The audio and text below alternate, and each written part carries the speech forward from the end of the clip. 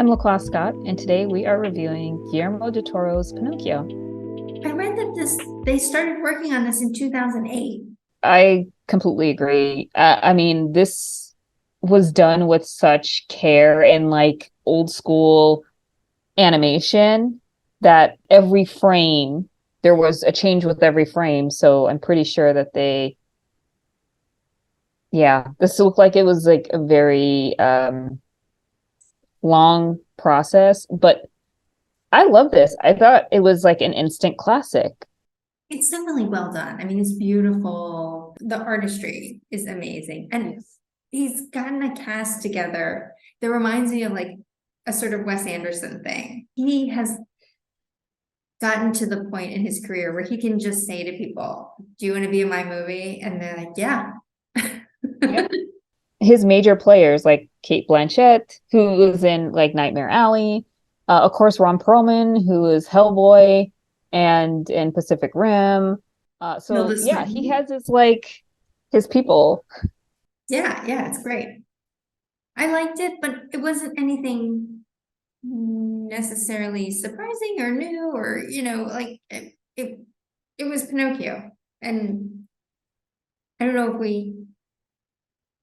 we've run out of news stories. But I feel like he's such a good storyteller that I don't know, I feel like he should tell new stories or tell stories that can be told in a significantly different way. Mm. I thought adding the war angle was interesting, mm, but it was basically Pinocchio. I mean, I thought that this was a different take. I don't know if it's closer to the original. I'm assuming that it's out of Italy. I don't know if it's at the brink of, World War between World War One and World War Two, and if there's political undertones.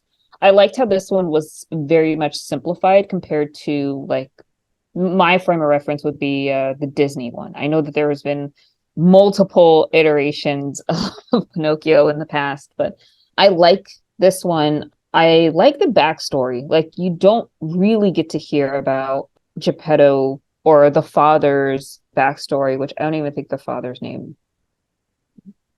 Well, the father's backstory and how he kind of came to, trying to build something in the likeness of his son. And then kind of the end had its own different take of how do you live and live with loved ones, like kind of beyond their time. And, even in the middle, kind of this introduction of this character of death and rebirth and dealing with that. I thought it was beautifully done, and I really like the storytelling. It does have that Guillermo del Toro like feel, to it with the action, and there wasn't too much horror in this one, with the backdrop of a world war and like fascism clearly. I think it's something that will stick with a lot of people for some time. Yeah, I did like the cricket character. I thought he was very cute. Yes, Ewan McGregor, like he's so great and such like iconic like voice now. It's like, oh, I recognize that voice. Yeah, for sure. Let's go to the slides. All right, 23. All right. Acting, same, two. Cinematography, you give it three. Mm-hmm. I think it was mainly, the cinematography, production, and special effects kind of went hand in hand because you could tell like a lot of work went into, every bend. It's such like it goes back to like the old school filmmaking of like animation and then that I guess the demarcation between, animation being a children's category or animation being just a category within itself. And I feel like it's definitely the latter of it's an art. So every bend, move, like has to be snapped and put together. And I think of, probably the most famous recent version of this would be like The Nightmare Before Christmas. That also took a very long time and is an instant classic. And I think it's one of those things where it's a delicate balance and it just takes such a long time. I thought it was great. Yeah, agree. I gave it a 3 in the production quality section, which in my mind, sort of covered the cinematography and special effects elements too. Because when it's animated, you get to do all of that in sort of one effort. Costumes 2, jewelry 2, Raiders Choice 3, story 3, soundtrack 2. So yeah, you give this a little bit higher score than I did. All right. Do you have any other things to talk about as it pertains to this movie? No, I thought it was great. Highly recommend.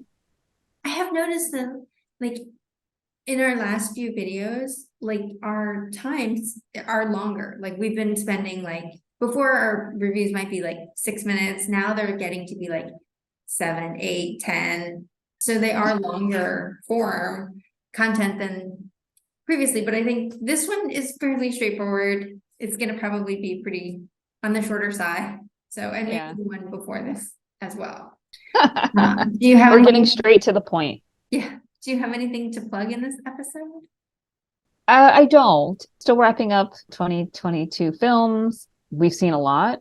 Anxious to see what's going to happen with this award season. Yep. There's a lot of competition out there. I think it's going to be some pretty tight races. So it's hard to pick a favorite, really. Yes, it's going to be very hard.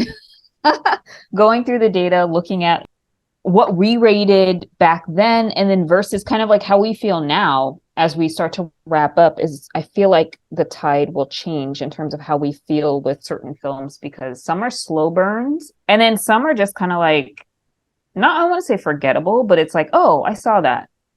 And that's pretty much the extent to like I saw that. Well, and some of them are like, I saw that and I liked that a lot when I saw it, but I've Yes. completely Yes. forgotten that I saw it. So, Or was it this year or last year? That's where I'm at. Or, oh my gosh, I can't believe this happened this year. right. Drawing that line mentally is hard. So we'll have upcoming pretty soon our 2022 favorites. So stand by for that. And until then, thanks for watching. Thank you.